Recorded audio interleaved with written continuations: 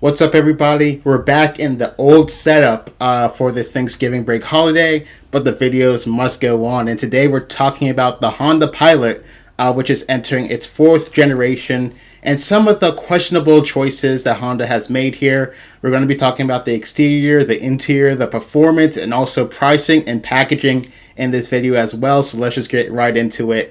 So exterior-wise, this Honda Pilot still looks like a Pilot, and there's nothing wrong with that. I'm going to focus more on the Elite trim in this video because everyone else has basically talked about the Trailsport up and down, and I talked about it in my past video as well. So the new Pilot is nearly 3.4 inches longer, and the wheelbase is 2.8 inches longer than the previous model. I think in general the vehicle is a bit more rugged as well as boxy looking as well.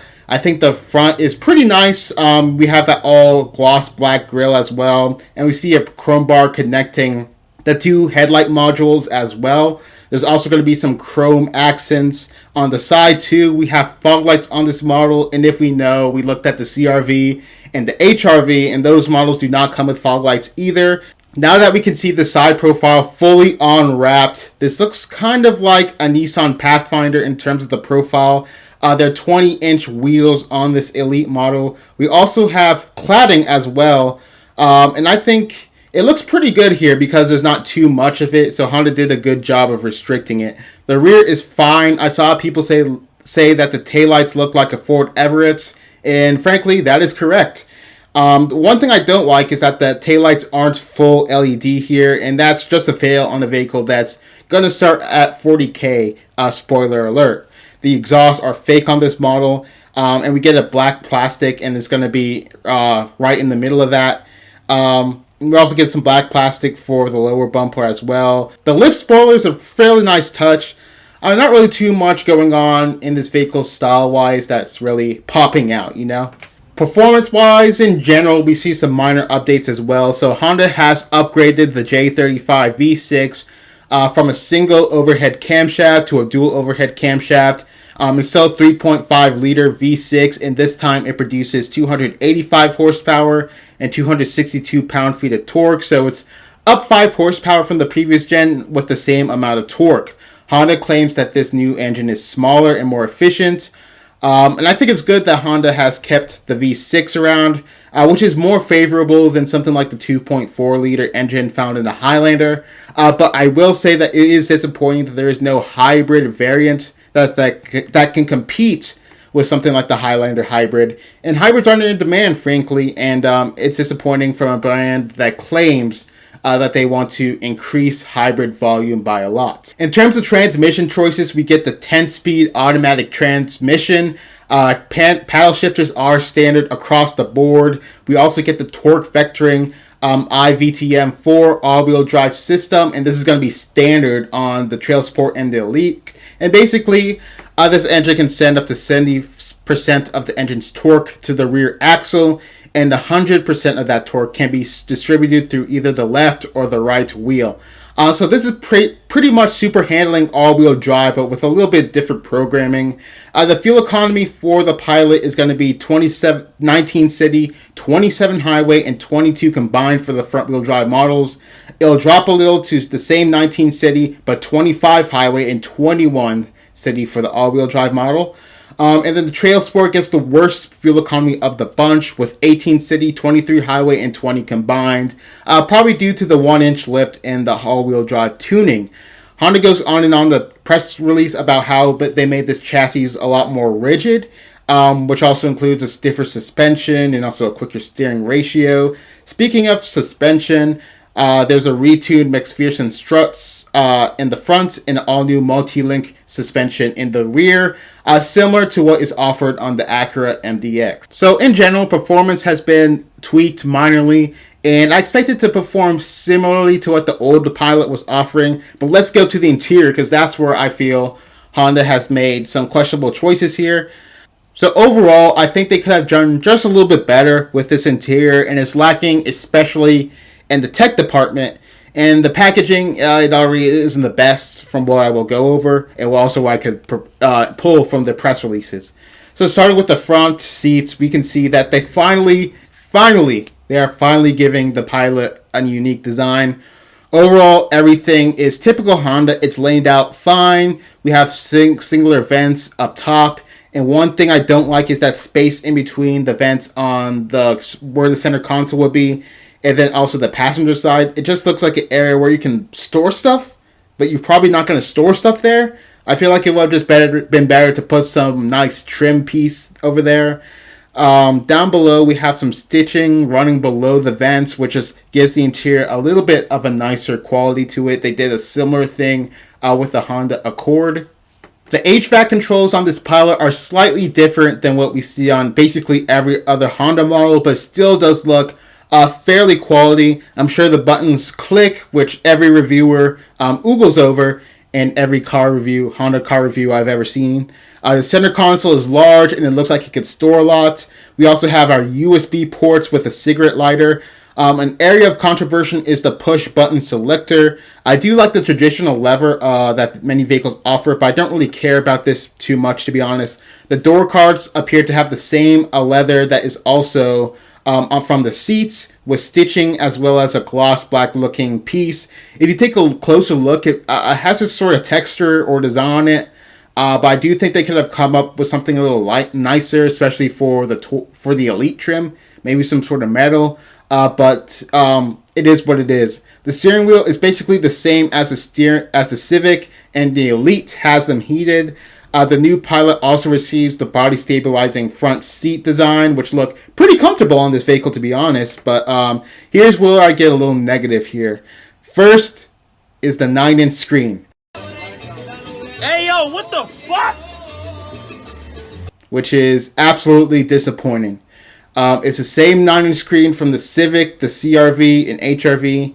And most brands, such as the Koreans, Toyota, they have 12-inch screens. Even Nissan and Mazda have 10-inch screens. And the Mazda CX-9 has been on the market since like 2016, and they've updated that. The only thing that has a smaller infotainment screen than this Honda Pilot is the VW Atlas. However, the VW Atlas is considered one of the worst options in the segment. Also, a weird point is that we know that the Honda Accord is getting a 12.3-inch display, which I put a video out on already. So not only is the screen in the Accord larger, but it also features better software Google built in. So why is it that the Accord, which is lesser and the Honda rung, is getting better technology than the Honda Pilot? Even the 2024 Prologue, which is going to be in a similar price range to this Pilot, is getting an 11-inch screen. What are they doing over there at Honda? And to add insult into injury, there is a new 7-inch touchscreen in a $40,000 car, by the way. Hey yo, what the fuck? That is standard on the Sport model. Yes, you heard me correctly. A 7-inch screen is going to be available on a vehicle starting over $40K, the same 7-inch screen that you could get on a Civic LX, rest in peace. And also for reference, the 2022 Pilot Sport came with an 8-inch screen standard, and to add insult into injury, wireless CarPlay and Android Auto are locked behind the 9-inch screen as well. What? In terms of gauge clusters, we get the 10.2-inch digital gauge cluster straight from the Civic. But look at all this bezel right here. It just looks unattractive. It was acceptable on the Civic, but it's just not here for the price of vehicle that this is. The Koreans, Toyota, and Nissan all have 12.3-inch digital gauge clusters. And to add insult to injury, it's exclusive to the Honda Pilot Elite, which means that you'll have to spend over $53,000 to get it. Hey yo, what the fuck? Vehicles such as the Integra, the new Accord, come with this standard. So why is this not standard on a Pilot, which costs more money than either of those vehicles? And it's as if Honda doesn't know what their competition is offering, and they probably should have taken that 12.3-inch digital gauge cluster straight from the MDX and just loaded the Honda software onto it, making the Pilot a little bit better. But of course they have to have the MDX up there, and they gimped the Pilot because of it. And you can look through the 360-degree camera through this digital gauge cluster with the Pilot. Every other trim of the Pilot will be receiving the 7-inch digital gauge cluster that's half tag, half analog. That's straight from the Civic. Finally, One more insult to injury is the heads-up display. The heads-up display is the smallest in a segment at 6 inches. Toyota, Nissan, the Koreans, all of them have 10.2-inch digital gauge clusters. Honda has a 10.2-inch digital gauge cluster in the whole lineup. The Accord had one. The Acuras have one. But why are they putting a 6-inch on their flagship Pilot? The Integra has a 5.3-inch heads-up display, and this is only slightly larger than that. And I just don't know what Honda is doing with their tech here. What y'all doing, son? I'm dead tired of this shit. What you laughing at, boy? We do get a 12-speaker Bose stereo system. It was nice on the Civic, the Accord, the CR-V. I think in the Pilot they probably could have added a couple more speakers here, but it's not that big of a deal. Moving to the rear space, Honda has improved on passenger space. The second row legroom is up 2.4 inches, and the second row seats now feature 10 different settings for recline angle. In the back seats, you're also going to get your climate controls as well as your heated seats, no ventilation. In the third row, you get 0.6 inches of legroom, and every inch counts when it comes to the third row. And you also get vents back there, which the MDX doesn't get. In terms of storage, you're going to get 113.67 cubic feet behind the first row and up to 22 cubic feet behind the third row. And that's up 6 from last year, which is a very healthy number from the Pilot. You also get removable seats that can be stored behind the rear cargo floor, similar to the Acura MDX or the Honda Odyssey. However, this does not apply to the Trailsport trims because I think of the spare tire or how they set it up back there. The middle seat itself can be folded to make an armrest with cup holders. It's a pretty nice feature for Honda. It's pretty nice if you want to go full luxury or full space, and you can mix it up. You do get the updated Honda Sensing, which debuted in the Civic, which means a camera system instead of the radar. So it's a nice upgrade there as well. So now let's get to the packaging. So starting with the Sport, heated seats are standard across the lineup. You get that 7-inch digital gauge cluster that's half analog as well. You get tri-zone automatic climate, LED lights, and also shark gray 20-inch wheels as well. So that's pretty nice for a base model. Actually, technically the Sport isn't a base, but you get what I mean. The Sport front-wheel drive starts at $44,445 with destination. The all-wheel drive is $42,545. Moving up to the EXL trim, you get leather seats, a 9-inch touchscreen, wireless Apple CarPlay and Android Auto. You also get wireless charging along with a 9-speaker audio system as well. Moving to the back, you'll also receive a power tailgate, which is very convenient as well. The EXL will also feature some chrome trim as well, with 18-inch alloy wheels too. With destination, an EXL with 8 occupant capacity will be $43,000, $245.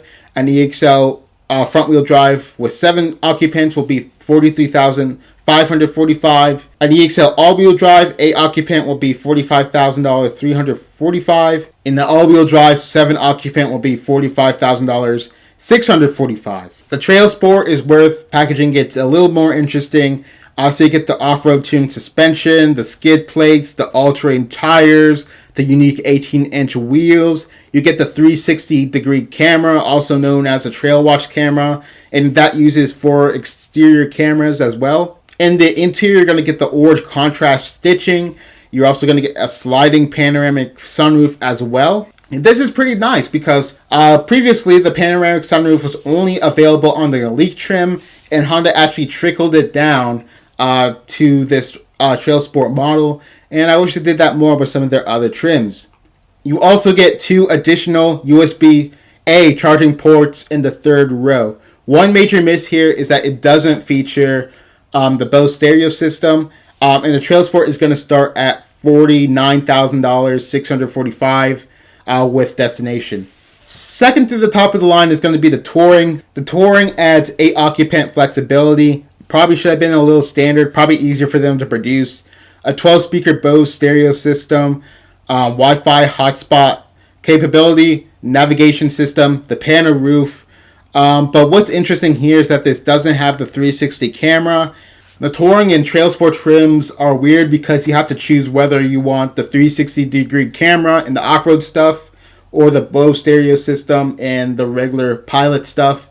So I feel like it would have been easier if they had just made the Trailsport trim, the touring trim, with everything on the touring, but you just get the off-roading upgrades and stuff like that and the interior bits. The touring front-wheel drive costs $47,000, $745, and the touring all-wheel drive costs $49,845. The Elite trim is going to be top of the line, so that's going to come with standard all-wheel drive, perforated leather insert seats for those ventilation.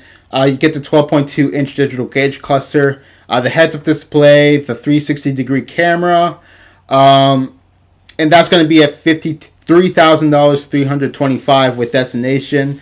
There'll also be an HPD package that also adds fender flares, bronze or black colored wheels, and also HPD graphics for $2,950. It doesn't really sound like $3,000 worth of stuff to me, but that's subjective. In all, this is probably the most fair pricing out of any new vehicle Honda has released, in my opinion. It's about a $1,500 upcharge from the previous last year's model. The only exception is the Trailsport, which is about $3,500. However, it's pretty clear how they were able to get there with the lack of tech and some of the cost cutting that I mentioned before. But still, the Pilot still remains one of the more expensive vehicles on the market. And it'll come in dealers this December. So that's pretty much everything I have to say about the Pilot. In general, it's a pretty nice updates, exterior and performance-wise. I think the interior could have been a little better, but that's just my opinion. So tell me what you think below, right below the like button. And that'll pretty much sum up this video. So thank you for watching. Have a great one. Peace.